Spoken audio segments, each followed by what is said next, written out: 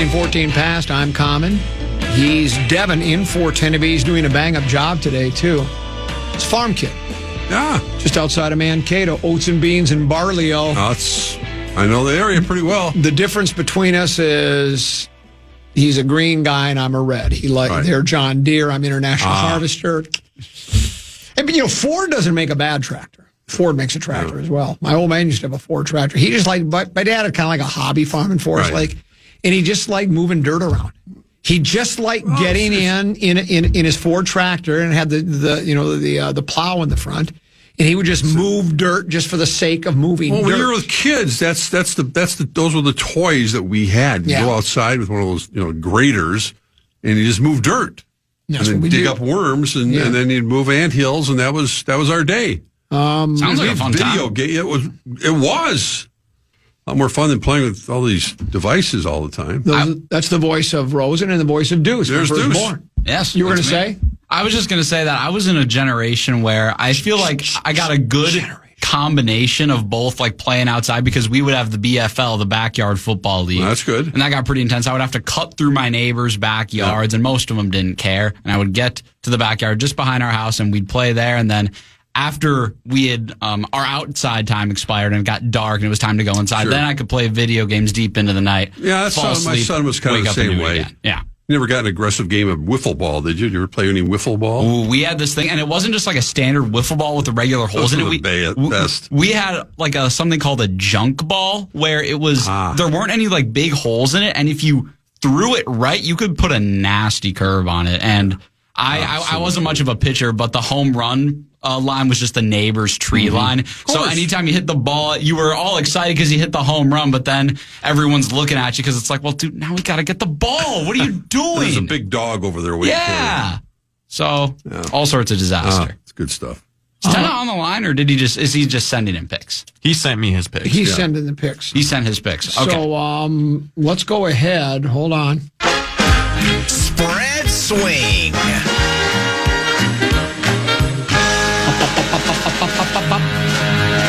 Dudes, now I couldn't read the chart. Tenby said a chart with the results. Can you make hide nor hair of it? Because I can't. I just know I'm not in first place anymore. Well, let's just say the N on the side of the Nebraska helmet stands for knowledge, and I've learned a thing or two about reading spreadsheets over my time, both in school and as a rate and financial analyst at Power Systems Engineering. So we'll take a look at last week's results, and I can't quite tell what position everyone was in. I feel that Rosie, you were in last.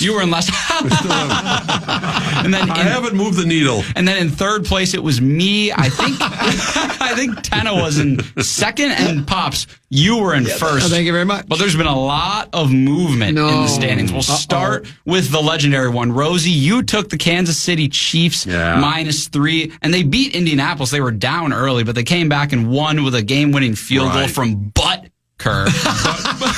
The Butker. So they won by 3. You net 0 points there. Exactly. However, you took the Minnesota Vikings plus 6.5. Oh, looked good when it was 10-6, and then looked great, dude. And then they blew it. They lost that game 23-6. So you lost 10.5 points on the week, and you're down to 1 point on the 2025 to 26 season.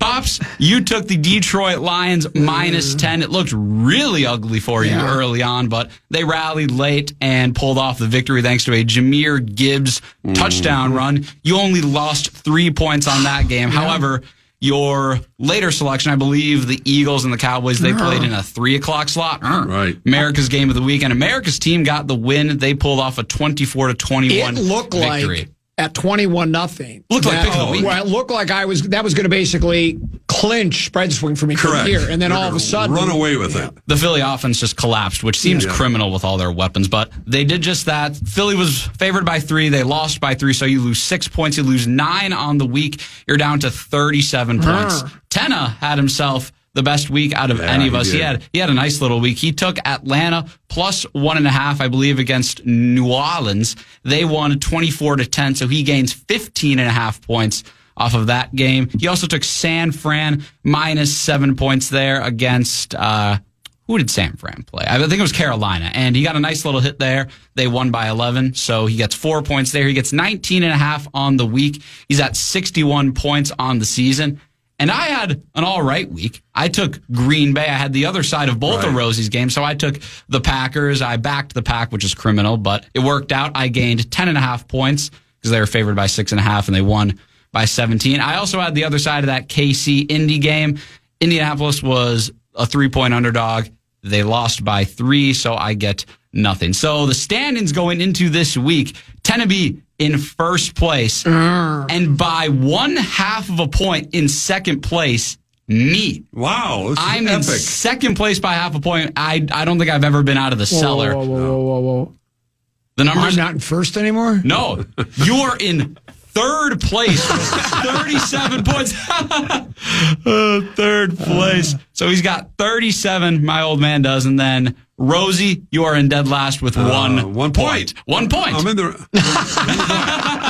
So you're in the black, but we're all in the black, and we're ready to go for this upcoming week. Yeah, Thanksgiving week. Big Spread swing.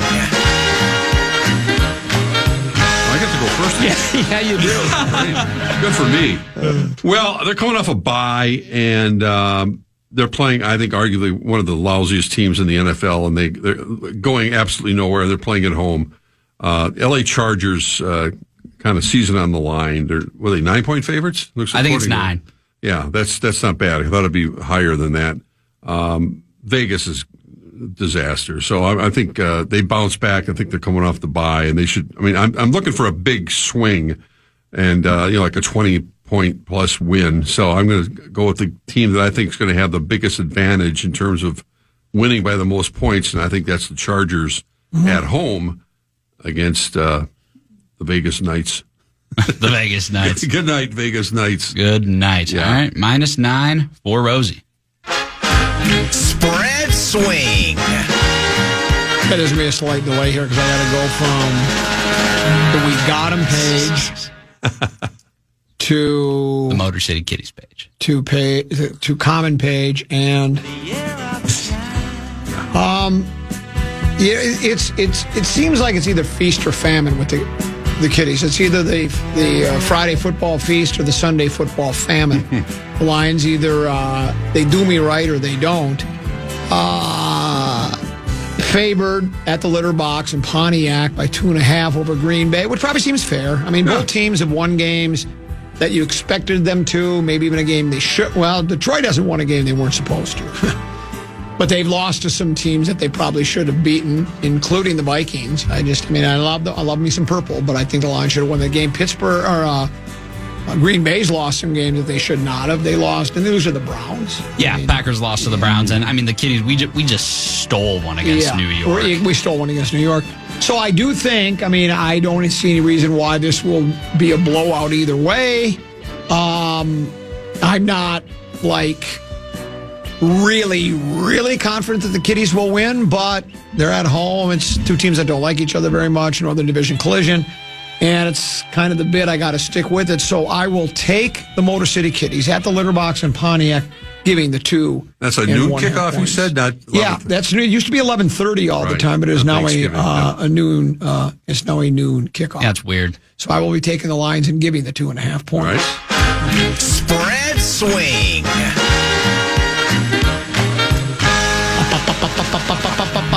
For this next matchup, I'm going to take a look at a quarterback who's been in and out of retirement recently, who was coaching a youth team for a little while before I believe he got fined for, he was buying his players some extra gear, just giving them the bare necessities. Teddy Two Gloves. Yeah. He might get the start for Tampa Bay this week because I think Baker Mayfield's got an injury to his left shoulder. It's his non-throwing shoulder. And I don't care if it's Baker or Teddy Bridgewater in there. I think that the Bucs are going to come out swinging because they were thoroughly embarrassed against, was it the Rams who they just got demolished by? And the Rams are a really quality team. They're maybe the best team in the NFC, maybe the best team in football, period. The Rams are very quality. And I think that it's do or die for the Buccaneers. I mean, the Panthers aren't great, but they're very close behind the Bucs in that NFC South. So the Bucs still obviously have plenty to play for. And I don't care if it's Teddy Two Gloves or Baker Mayfield. I think the Bucs will easily beat the Cardinals. The Cardinals are kind of a dumpster fire. They've lost like 8 of their last 9. They're just pretty much completely incompetent. So I will take Teddy Two Gloves or Baker Mayfield and the Tampa Bay Buccaneers -3. Oh, sorry. Spread swing. Devin doing the honors for Tennessee. Did anybody snipe his pick? His first pick? He just got sniped. No. Tampa -3 was his first overall pick. There we go. But at the number 2 for Tenna, Thanksgiving Day matchup. Ooh. Joe Burrow's back. Oh, wow. But he's not going with Joe Burrow. He's going with the Baltimore Ravens. I like that pick. Yeah. The Bengals are a disaster. Yeah, they are a disaster, but maybe they rise to the occasion with Joey Burrow. Their defense is going to let the Ravens rise their point total to like 50+. And I don't Lamar's think gonna T. run Higgins roughshod. is in, is he? Oh, He might be injured. The Bengals are just so far gone. They're done.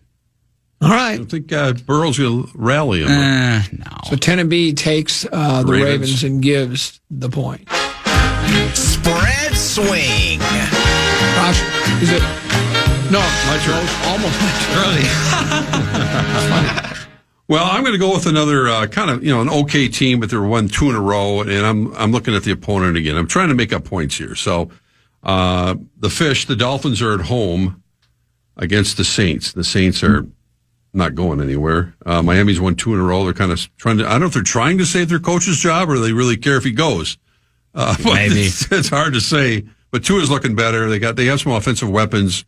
I think they'll make it 3 in a row. They're 6-point favorites. I think that could easily be a double-digit win and then some. So I will go with the Miami Dolphins at home, -6 against the Saints. I'm surprised McDaniels made it this far. I will. I thought he was going to get canned. It looked that way 3-4 weeks ago. and now they've kind of rallied. And I don't know if that's a good thing or not for the players. I'm sure a lot of Miami fans are like, "Oh yay, Yeah, we're okay, we can winning! keep 'em." Oh great!" I can't believe I'm taking Miami, but that's Well, all right. Rosen takes the Dolphins.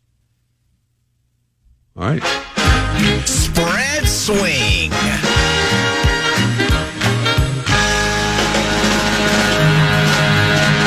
Oh, what was I going to take? Hold on, I got to dial it back up. I thought I would remember. Give me just 1 second. Thank you. Well done.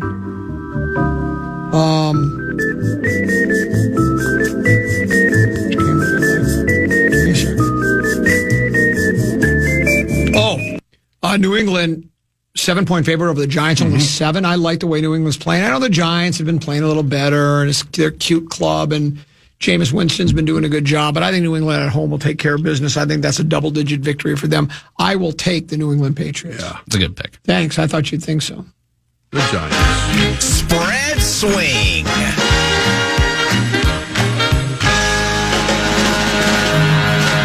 Patriots were definitely one of my top choices. I mean, the Giants, I think, are the only team mathematically eliminated from playoff contention. I'm gonna go with kind of a weird one for my second pick, but I'm just doing it because I think it's fun and because at home they've been very, very strong against the spread. I know that a handful of games playing one way doesn't determine how you're going to do the rest of the season, but the Browns are 4-1 against the spread at home. Wow. And Shador, he didn't look lights out electric, but he played pretty well against the Raiders. Now, I know the Raiders are a terrible team in a terrible city with terrible fans, et cetera, et cetera.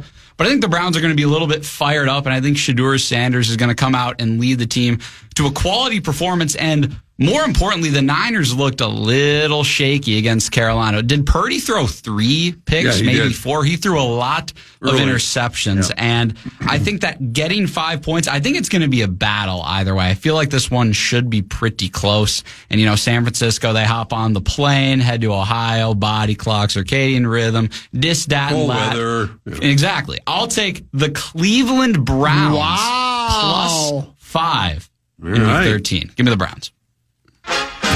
Spread swing.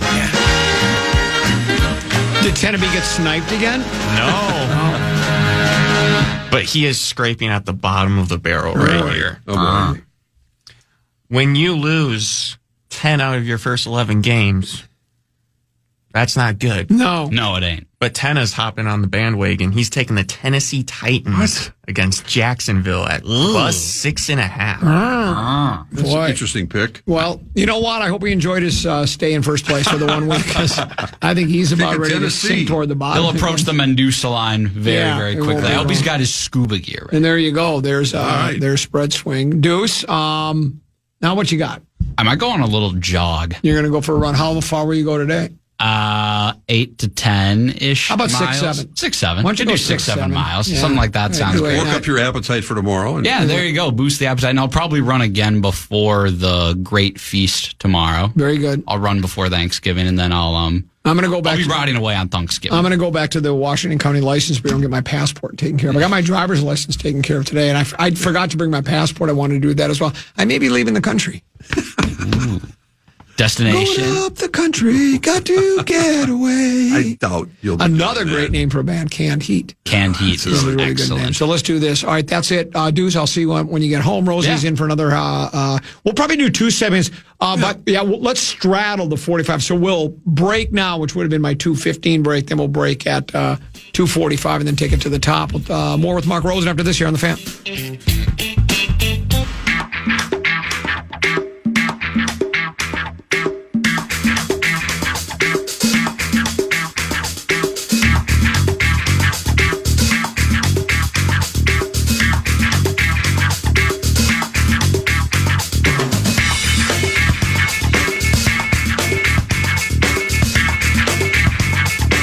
I think big ticket's out. Couldn't find a producer to do the 3 o'clock show, so I just asked Devin, so you can stick around? If you're flipping a switch at 3, and he says, I was just told I'm done at 3. So I have no idea if through the magic of technology, Chad Abbott, who's not here today, he has the day off. I don't know if he's flips the switch, and by the magic of radio, we have Fox Sports Radio, or what are some of the Westinghouse, or I don't know what they have. Maybe it's best of. Who knows? It could be best of. Well, if we're going to do best of from this radio station, we're just going to repeat the same 15 seconds over and over and over again, because that's about all you could find, I would think. Head coach of the soon-to-be big game world champion Minnesota Vikings, Kevin O'Connell, addressed the media today. Says still no decision made yet on who will start at quarterback. McCarthy in the concussion protocol, though he participated like in throwing drills. Individual drills, yeah. So, I don't know if I don't know. I'm still guessing Brosmer plays, but I guess we don't know that. And because, somebody asked him, I said, is there a drop dead day? One of the media members, is there a drop dead timeline here for when you have to make? And he said, no, not really, I think is what he responded. So I don't know what they're going to do. Do you? Well, I don't know, but I suspect that Brosmer's going to get the call. If McCarthy had been deemed already not having a concussion, which hadn't been established, I think he would have been active in the team drills today, and not individual. I mean, if anyone needs the work, every rep he can possibly get in practice, it's J.J. McCarthy right now. So the fact that he did not participate in that and only individual drills tells me that everything's pointing towards Max Brosmer making his NFL debut in a very tough place to play. Although the Seattle Seahawks, for whatever reason, have been a lot better team on the road than at home. It's a weird thing, because they are obviously a contending type team and a very difficult division. But we know the rest of the storylines in that game. But I think Brosmer is going to get a chance to try to rally the troops and see what he can do in a controlled fashion to kind of try to keep his football team in it as long as possible, as Sammy Darnold slings it against the Vikings defense. So, I think Brosmer gets to start. I think at some point, I don't think there's any doubt that McCarthy will get back in when healthy, but whether it's, I don't think it's going to be this week. And, they go, I'm trying to remember the schedule they have after this. They play. They got Washington. That's right. Washington at home. That might be a game where we might have a chance. Healthy, then that's when when McCarthy hasn't had any success at home. Then they go to Dallas after that, and then they play at New York against the Giants, and your kiddies come here on Christmas Day. So there's only how many games left, but I think that could we run the table? Sure, they could, but they won't. You don't. I don't I suspect that most people, given the circumstances, it would send ripples across the league and certainly internally here if the Vikings were to upset the Seahawks on Sunday. Now, that would take, forgetting what Brosmer can do or can't do, that would take a Herculean effort by the defense, turning the ball over, forcing Darnold to do what happened against the Rams last year, the playoff game. Obviously, Brian Flores. Or the Rams this year. Or Rams this year, yeah. But, I mean, it would take two of those type of plays, turnovers into 6 points. So the kind of game they had against the Bengals earlier this year, which stood out because that's the only one they had where they ran away with it and their defense was scoring touchdowns. It's going to take that kind of, the bounce of the ball, getting an interception. They've only picked up, are they still holding at 3 interceptions this year? It's pretty hard to do that against a team as powerful as Seattle unless you turn the ball over. So you wish the best for the kid and see how he does. The kid, he's older than McCarthy. He's 2 years older still than a him. kid. But he's only 24. They're all kids at that age, Mark. They are. But especially when you've never played a pro game. Let me ask you a question. Yeah. Well, let me ask you this question. Sure. I know you don't know. Nobody can predict it, but what's your hunch if Brosmer plays? Do you think he'll be at a scale of 1 to 10? Will it be a 1 where he's like McCarthy? Do you think he'll be a 10 where he looks like, oh my gosh, is this kid going to be our franchise quarterback, or somewhere in between? What do you think? Well, I hope it's somewhere in between. I think more than anything, and that has a lot to, you look at the game even as pathetic as the Vikings offensive input was last week. When you have a 10-6 game at halftime and your field goal kicker just kicked, a 59-yard field goal, and the Vikings are, in theory, in that game till the punt mishap that turned everything around. Then all of a sudden, the Vikings are down 2 scores.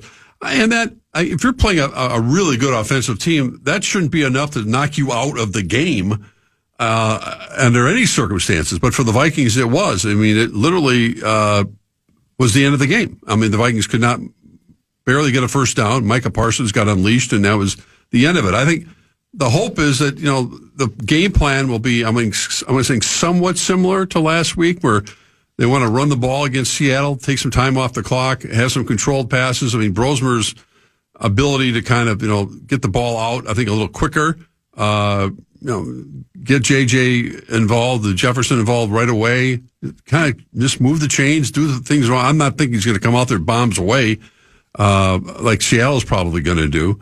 But yeah, I mean, they're going to try to make it a game as long as possible, and Brosmer is going to play in that kind of, methodical. I'm going to call it boring, but just don't turn the ball over. Hang around, make it difficult for Seattle's defense to stay on the field.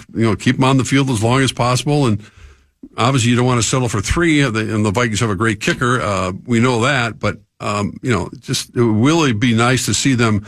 You're almost shocked when the Vikings score a touchdown. It's like, what just happened? I mean, were you used to watching them for years, even when the Vikings weren't great, but they could put the ball in the end zone. And now it's just sort of like, it's such a challenge for them to score that when they do, you're just shocked.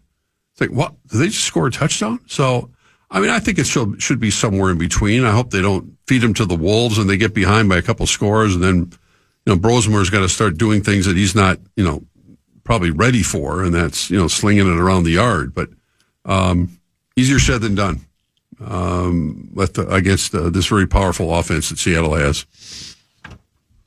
I think he's going to play really well. I hope you're right. It's just a guy. This is a hunch. I don't know. He might get pulled in the first quarter, and they go with who's our third stringer. What's his name again? I don't recall his name now, but he's a third string guy. I don't know. I just think for Brosmer, and I know, look, this is probably I'm oversimplifying it, but I'm thinking to myself, he leaves New Hampshire and goes to Minnesota. Hey, I get to play Division I football in my last year of organized football. Because I don't think he's thinking NFL. Maybe he was all along. So he plays with the Gophers. Then all of a sudden the season's over. He gets a call from Kevin O'Connell. Says, hey, kid, we watched you play a lot. We've talked to you. We want you to come to camp, and we're going to give you a chance to earn a spot. He's like, hello, and whoa, seriously, how cool is that? So he shows up, does well enough where they say, kid, you've made the club. Yeah. So now he's with the team, and it's sort of like now he's playing with house money a little bit. Hey, I'm in the NFL. This is cool. And I'm the third stringer, and that's great. And all of a sudden he goes from McCarthy starts, then all of a sudden McCarthy's out. In comes Wentz. Yeah. Now I've been elevated. I'm the backup quarterback. I'm one snap away. Now all of a sudden it looks like they're going to let you play. It's like, yeah, it's a tough place to play and all that, but it's like, this is cool. Because I don't think and maybe he had this idea he was going to play in the NFL someday and he was going to get a chance. But I got to think it's like, this is really cool. Now that doesn't mean it's going to alleviate any butterflies or nervousness or that, he'll be. The kids used to say, what, Jedi Knight, where he just, there's, right. he sees everything and there's nothing that fools him. But I just think he's going to, and here's the thing.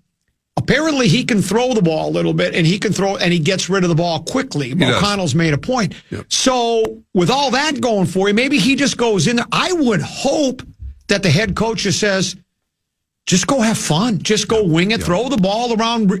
Just do whatever you do. And maybe he plays really well and sparks the team. I get the feeling that I'm not saying that the other players on the team don't like McCarthy and don't wish him well and want him to evolve and be the starting quarterback. But I think it's got to be a little bit of a weight off of them too to go, boy, we got a different kid, a different chance, a different look. Let's see how it goes. You might get your wide receivers thinking a little bit like that. I don't know. I just think he's gonna play well. I do. I like the way you think, and I hope that it's just not when I talk about the kind of conservative game plan that the Vikings may approach it. At the same time, I think it would be really refreshing if let the kid air it out a little bit. You got Justin Jefferson and Jordan Addison, who are very capable of beating the Seattle defensive backs. And it would be nice early in the game to at least give it a shot. Just throw a great fly pattern down the sidelines and maybe it could be pass interference, or don't be too protective of what they're trying to do. What have you got to lose right now? You're not going to make the postseason unless they don't lose a game the rest of the year, and that there's no guarantee that would even get you in. So, let the kid kind of feel his way through it and don't be ashamed or afraid to get Jets involved. You got arguably one of the top 2-3 receivers in the game, just hasn't been able to play at that level this year. Throw the ball to him. If you get some time early on, hopefully, it sounds what KLC here listening today that both Donovan Jackson, Christian Darrisaw will play. They're both coming back from injury, so they didn't practice today. But the key to any Brosmer success have a lot to do with having those two guys in the lineup, getting that offensive line intact as it was at the beginning of the game against the Packers last week. But I think from a fan's perspective, there's certainly going to be it's crazy to think everyone was so excited about JJ. Everyone, see what JJ McCarthy's got after missing all of last year, couldn't even practice, and now it's like, whoa, let's see what this kid's got from Minnesota, opening up an opportunity for him to play on Sunday against a really good football team. But there's an intrigue, there's an interest level, I think, from the fan base to see what Brosmer can do because they watched him in the preseason. Well, and what's interesting is, I know he played for the Golden Gophers, but I didn't realize he went to Centennial High School, I'm told. So he's from Lino Lakes, and we didn't even know that. Circle Pines, actually. Let's take a break, come back, one more segment to go, a short one, here with Common, Devin in for Tennessee, and the legendary Mark Rosen here on The Fan.